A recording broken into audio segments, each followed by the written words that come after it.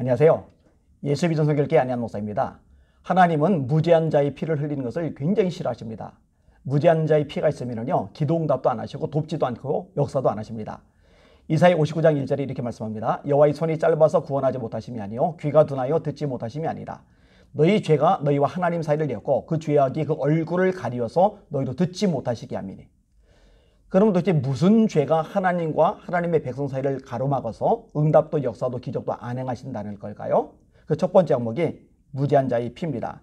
이는 너희 손이 피에 너희 손가락이 죄악에 더러워졌으며 너희 입술은 거짓을 말하며 너희 혀는 악독을 내밀라.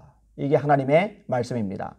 신명기 21장 9절입니다. 너는 이와 같이 여호와 보시기에 정직한 일을 행하여 무죄한 자의 피를 흘린 죄를 너희 중에서 제할지니라. 잠언 6장 16절도 마찬가지입니다. 하나님께서 미워하시는 항목들이 나와요. 여호와께서 미워하시는 것, 곧 그의 마음이 싫어하시는 것이 67가지니 그 중에 하나가 뭐냐? 무죄한 자의 피를 흘리는 손, 무죄한 자의 피를 흘리는 손, 하나님이 미워하신대요. 가증히 여기시는 거예요. 하나만 더 인용합니다. 신명기 27장 25절입니다. 무죄한 자를 죽이려고 뇌물을 받는 자는 저주를 받을 것이라 할 것이요 모든 백성은 아멘 할지어다.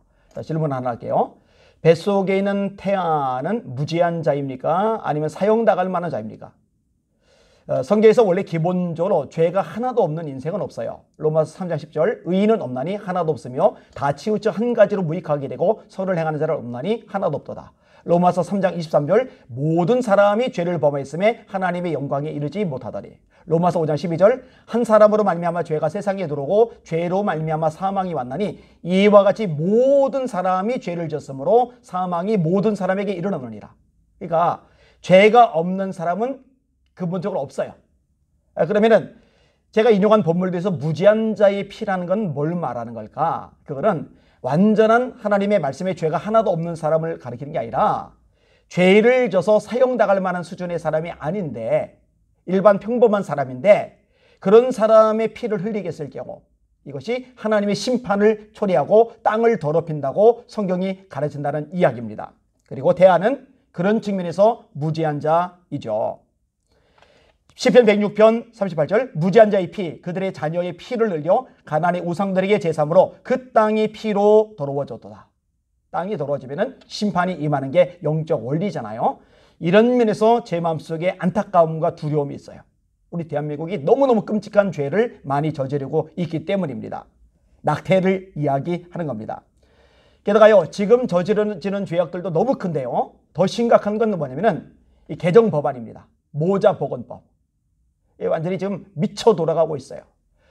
글쎄요, 이 태아를 24개월까지도 가능하도록, 낙태가 가능하도록 그렇게 지금 개정을 하는 거예요.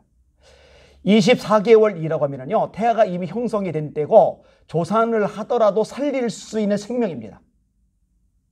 그러니까 아기를 죽일 수 있는 권리를 주겠다는 거예요. 법적으로. 이런 끔찍한 짓이 저질러지고 있는 겁니다. 거기다가네요.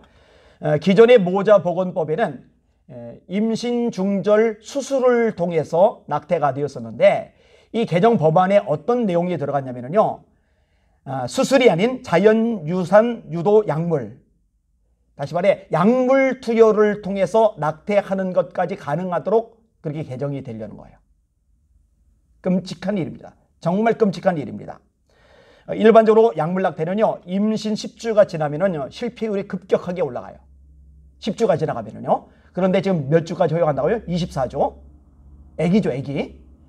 근데 10주가 지난 다음에 24주 전에 약물을 투여를 하면은요, 그 아기가 그대로 태어날 가능성이 많은데 문제는 약물을 투여했기 때문에 그 아이가 정상적으로 태어나지 않을 가능성이 압도적으로 높아진다는 거예요. 그럼 그렇게 태어난 아기는 죽일 거예요? 자, 죽이지 않으면은 그 약물 투여한 것 때문에 애가 몸이 기형이 되거나 불구가 돼서 일평생 고통 속에 살아가게 된다면 그거는 누가 책임을 질 거예요? 자기 이기심을 위해서 생명을 죽이는 거예요. 자기 이기심을 위해서 한 사람의 미래를 엉망진창 짓밟아 버리는 거예요. 이런 끔찍한 법안을 지금 만들려는 시도를 하고 있는 겁니다. 제가 요즘에 왜 미국의 복음주의자들이 정치에 침묵하지 않고 목소리를 높이고 싸웠는지 확실히 알 수 있을 것 같아요. 오바마 때만 해도요, 낙태 마음껏 하도록 지원했었거든요. 트럼프가 대통령이 되고 나서 낙태 지원하는 것 죄다 돈줄 끊어버렸어요. 그러니 낙태가 어려워지죠. 그리고 이번에 대법관을 임명하려고 애를 쓰고 있는데 이 대법관이 낙태에 대해서 결사적으로 아주 강력하게 반대하는 인물입니다. 그리고 이 대법관이 임명이 되고 나면은 그동안에 통과되었던 미국의 낙태죄가 다시 뒤집어질 수 있는 가능성이 활짝 열리게 돼요. 자, 이런 면에서 복음주의자들이, 예수 믿는 사람들이 목소리를 내고 한표 행세하고 또 조직적으로 정치권에 영향력을 미치는 게 너무너무 필요하구나, 이것들을 새록새록 깊이 깨닫게 됩니다.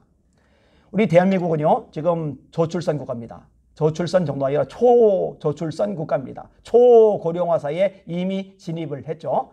여러분, 저출산 고령사회위원회가 만들어졌고요. 100조 이상의 돈이 투자가 됐어요. 100조 이상의 돈. 그 어마어마한 천문학적인 돈이 다 어디로 갔는지 모르겠어요. 그런데 효과는 전혀 없어요. 이대로 계속하면 나라가 망한다는 얘기가 공공연하게 들려요. 그렇죠. 미래의 노동 자원이 사라져 버리니까, 노인 세대에 지탱할 그런 젊은 세대가 없어져 버릴 테니까. 아니, 그러면 이 저출산 문제로 나라가 망하기 직전이면 태아를 살릴 생각을 해야지, 태아를 더 죽이도록 부추기는 법안을 어떻게 만드냐고요. 정신이 나간 거예요. 개념이 없는 거예요. 머리가 안 따라주는 거예요. 미래를 내다볼 만한 안목이 없는 거예요. 그런 사람들이 지도자라고 앉아있으니 나라 꼴이 엉망이 될 수밖에 없는 겁니다. 이 방송들은 여러분 잘 들으세요. 기독교인들 지금 침묵하면 안 됩니다. 강도 만난 사람 제사장이 보고 지나가요. 죽어가는데. 레위인이 보고 지나가요. 죽어가는데. 유대인들에게 손가락질 당하는 사마리아 사람이 그 강도 만난 사람을 보살펴줘요. 예수님은 그를 칭찬합니다. 제사장 말짱꽝, 레위인 말짱꽝. 자, 예수 믿는다, 신앙생활한다, 말씀을 사랑한다, 하나님 뜻대로 산다, 천국을 소망한다. 그런데 수많은 죄 없는 생명들이 죽어나가는데 침묵한다, 방관한다, 목소리 내지 않는다, 싸우지 않는다. 이거는 정상적인 모습이 아니에요. 이대로 가면은요, 이 대한민국 땅은 무죄한 자의 피로 더러워질 수밖에 없고 하나님의 심판이 임하고 말 겁니다. 적어도 말씀을, 이 성경을 하나님의 진리로, 하나님의 메시지로 믿는 그리스도인들만이라도 성경적인 원리에 입각해서 목소리를 내고 싸우고 도전하고 움직일 수 있어야 될 것입니다. 여러분, 앞장서 주세요. 그리고 이 방송 듣는 여러분들 눈을 좀 떠주세요. 주변에 널리 좀 알려주세요. 이거 잘 막아내면 하나님께서 기뻐하실 겁니다. 우리 힘을 모아서 이거 막아냅시다. 모자 보건법. 이걸 막아내는 차원이 아니라 기존의 낙태죄가 위헌 판결 받아서 사라져버렸는데 그것도 복구시키십니다. 우리 할 수 있어요. 한마음이 되면, 함께 기도하면, 하나님 역사하시면, 그리고 힘써 싸우면 얼마든지 좋은 결과 나올 수 있을 겁니다. 하나님께서 정말 기뻐하시고 축복하실 일입니다. 이 일에 힘을 모아주시고 마음을 모아주시고 함께 움직여 주시기를 주님의 이름으로 부탁을 드립니다. 할렐루야.